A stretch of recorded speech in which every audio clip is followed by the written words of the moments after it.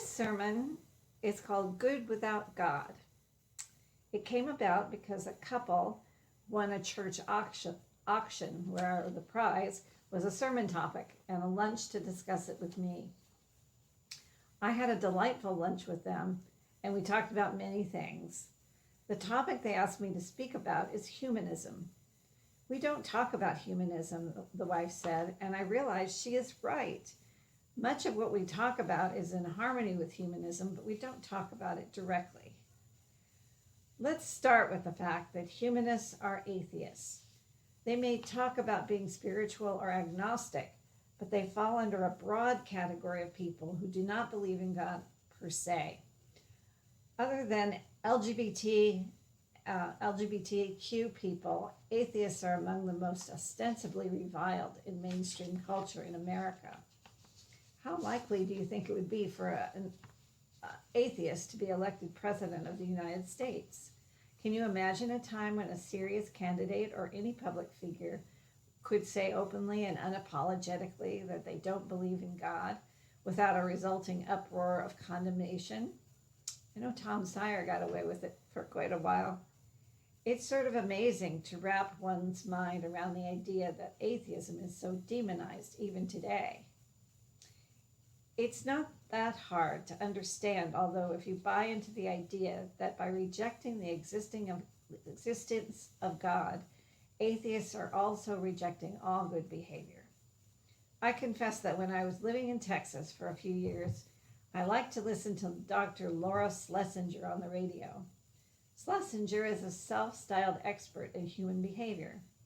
Her degree is in physiology, not psychology.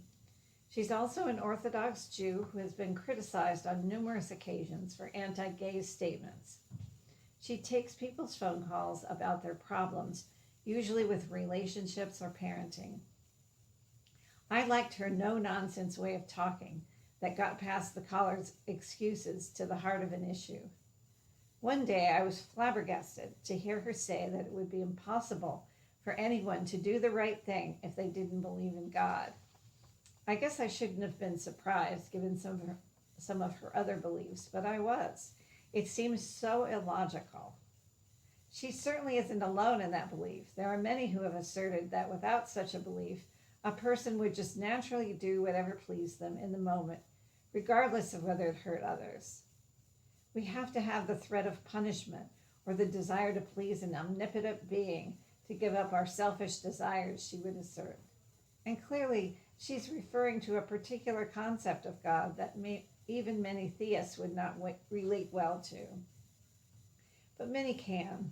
The most famous evangelical preacher in the U.S. in the 2000s is Rick Warren, author of the best-selling nonfiction book in history, Purpose-Driven Life. In this book, he says, if your time on earth were all there is to your life, I would suggest you start living it up immediately. You could forget about being good and ethical. You wouldn't have to worry about any consequences to your actions. You could indulge yourself in total self-centeredness because your actions would have no long-term repercussions. Presumably, he's talking about life after death. It's not just fundamentalist Christians, but fundamentalists of all kinds that share this view. And the really ironic and despicable thing about fundamentalists is how easy they contort any of their scriptures, which they consider to be God's word, to support their own selfish, wanton desires for revenge, power, and control. Having a divine authority to refer to gives them an absolute mandate to justify their unhealthy, unholy, or downright evil actions. Not one of the precepts of humanism is hedonistic, although freedom of thought is an important piece of being a humanist. Greg Epstein has written a book called Good Without God. For him, the question of whether you can be good without God is insulting and moot. The questions of why and how one can be good without God are more interesting, and that is what he writes about. Humanism strives to speak in essential terms to the problems of good and evil. The good is that which facilitates human dignity and the health of the natural world that surrounds and sustains us. The bad or evil is that which creates needless human suffering. With definitions like this, we aren't likely to be able to exert undue control or oppress anyone. Fundamentalists would say, give me that old-time religion where I can instill fear in people and make them do what I want them to do. Personally, I could also consider the question of whether we can be good without God silly, as it denies that we have any rational or innate reasons to be caring, cooperative, and compassionate to others. But what about the quality of our lives? Do we need an idea of God to be fulfilled, to be comforted in times of sorrow, to be unafraid of death? These are really the questions that humanism, even religious humanism, answers with a firm no. Is it possible to have spiritual experiences of reverence and awe, to feel uplifted by the beauty of life, to feel that one belongs in this vast universe, that there is more to life than our desires, and not believe in God? Humanism would say, yes. Epstein describes how this can be so. It is important first to affirm that people can mean vastly different things when they say God. They may be talking about the biblical, wrathful, jealous God of the Hebrew Bible, or they may be talking about a creator that leaves life to unfold without interference, or Tillich's ground of being, or Spinoza's God in all and all in God, or love, or a force for good. They may not know what it means. There are many meanings to this word, and so often the question goes unasked.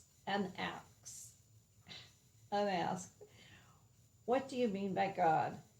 It matters a great deal, and yet we don't seem to want to know what people mean. It seems more important to us to be in agreement, or appear to be in agreement. Believing in God is like being one of the popular kids in school, where not believing sets one up for disapproval, rejection, and isolation. It takes some courage to be a humanist in this culture. Here I have to digress to a joke. Once upon a time, a Christian was arguing with an atheist UU about the existence of God. After each heated exchange, the two participants became more and more incensed. The Christian was red in the face, and the UU was gnashing his teeth in anger. Finally, the Christian said, okay, just prove to me that there is no God. The UU relaxed and said through a broad grin, you can't prove there's no God. You just have to take it on faith.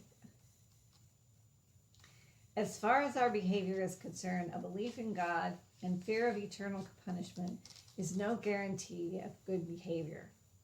Holly Near says in one of her songs, I ain't afraid of your Yahweh.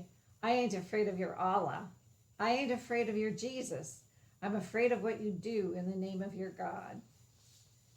Epstein points out that God is not necessarily what we think about when deciding to be generous to strangers or to act courageously to help others who stand up for a cause. How we appear to others may be the motivator more than we'd like to admit, but there's more. We thrive in community much more so than in isolation, and caring for others allows a community to be strong and survive through many difficulties. It's not about God, but about the reality of what gives us well-being and strength. Another argument given against humanism is that without God, there are no fixed moral precepts to follow. Epstein rightly points out that there are no fixed moral precepts anywhere. Certainly the Bible is full of contradictory moral lessons, and the morality of biblical times, when women and slaves were property, doesn't have any relevance even to most Christians, Jews, or Muslims today. Moral precepts are part and parcel of the culture in which they arise and are always changing. So what are the moral precepts of a humanist? Sherman Wine was a compassionate and eloquent humanist leader. He believed in cultivating dignity. Epstein says that Wine spent many years refining this ephemeral quality. He defined it by describing its four qualities. The first is high self-awareness, a heightened sense of personal identity and individual reality. The second is the willingness to assume responsibility for one's own life. The third is the refusal to find one's identity in any possession. The fourth is the sense that one's behavior is worthy of imitation by others. Along with these four characteristics of dignity come three moral obligations for the person who values them. First, I have a moral obligation to strive for greater mastery and control over my own life. Second, I have a moral obligation to be reliable and trustworthy. And third, I have a moral obligation to be generous. Epstein also writes a humanist version of the Ten Commandments. It's really quite beautiful, but too long to read here.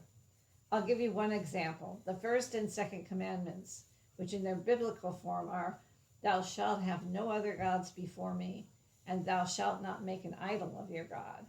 He rewrites as follows: "Seek the best in yourself and in others, and believe in your own ability to make a positive difference in the world."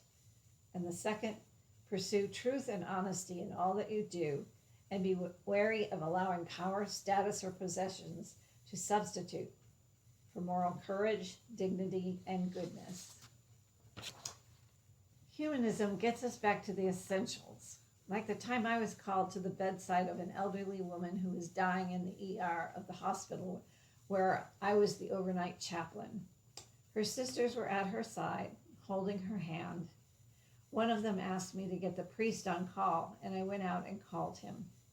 When he came, it was clear to me that they asked for him to keep their husbands occupied, while they remained present with their sister.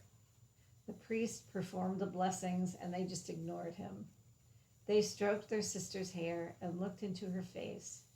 What more is needed than that? There really isn't a more important thing to do or say. If there is anything to say when someone is dying, it's likely something more tender and real than a ritualistic prayer. I read a conversation about depression where an author told the story of being in a very deep depression. He is Quaker, and a man from his society asked if he could come and just be with him. He showed up every day for a week or two and massaged the depressed man's feet. That human touch, offered without any pressure to speak, explain, or take in any wisdom, gradually brought him back to life. Theologian Karen Armstrong, who wrote about her own depression and her journey out of it in her book, The Spiral Staircase, wrote this: "In the course of my studies, I have discovered that the religious quest is not about discovering the quote-unquote truth or the meaning of life, unquote, but about living as intensely as possible here and now. The idea is not to latch onto some superhuman personality or to get to heaven, but to discover how to be fully human. How to be fully human, fully engaged with life, fully present, fully aware of ourselves and others, is not the purview of religion that focuses on redemption, salvation, and transcendence. But I wonder, would we need redemption, salvation, or transcendence if we were to learn how to be fully human?"